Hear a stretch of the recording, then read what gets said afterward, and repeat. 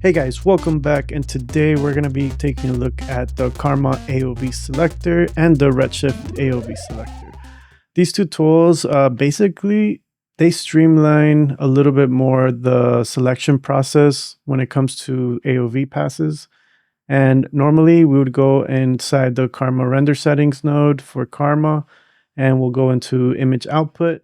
And we'll go into this list here and we'll start selecting all our different passes and stuff like that. But this can be like very tedious. So like if you have a lot of different renders with different cameras and things like that, a bunch of Karma render settings nodes in your scene because you want to render your project out in different ways. Sometimes it's just hard to keep track of all the different passes that you have selected, and maybe you want to copy some from another pass to another. So this is why this tool was created. So the first thing we do is select the Karma render settings node. We'll go over here where it says KA in orange, Ka, and then here it populates our available passes that we have. And then we have a couple of preset buttons that we can clear out and create our own presets.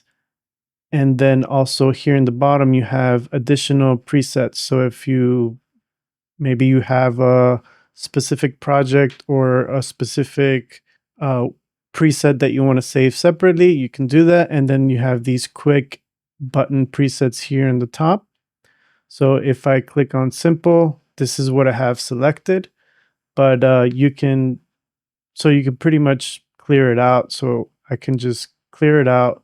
If I select it again, it goes back into the different ones that I have saved. So to save a particular one for each quick button here, what you're going to do is just have the ones you want here in the selected passes.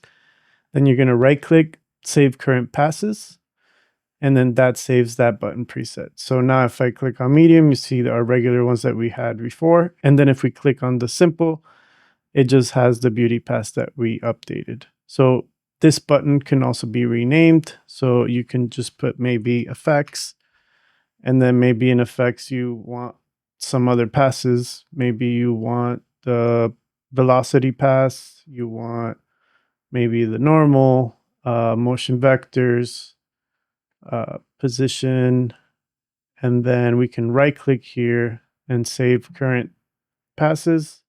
Click OK, and then you have that quick selection. So every time you can go back and go to the ones you want. So you can click as many as you want. You can select the whole thing, and then you can right click, save current passes. So now if we switch in between these two, you have those presets. All right. And then down here, we can, if we wanted to change this effects here, we can just, so whatever's loaded here, when we press save preset, that's what's going to save. So if we press save preset, we can put effects, click OK. Now we have the effects on here. So if I put some of these other ones, ambient occlusion, it's just that pass. Then we go to effects, and then we have that as well. All right. So if we go inside here, you're going to see if you once you click OK, those passes get assigned. So now we have our position pass, our normal, motion vectors, velocity is the same as that. So when we click back here again and we open it, those passes will be loaded here. All right. And then the same thing for Redshift. We have the big RS right here. We'll select the Redshift node and then click on Redshift. And then we have all the different Redshift passes. Everything works exactly the same way. We can select the different passes and then click OK. And then we can go to Output, AOV Manager, and then you can see all your passes are saved correctly. All right, so these are just two of the tools inside of jltools. So please be sure to check it out.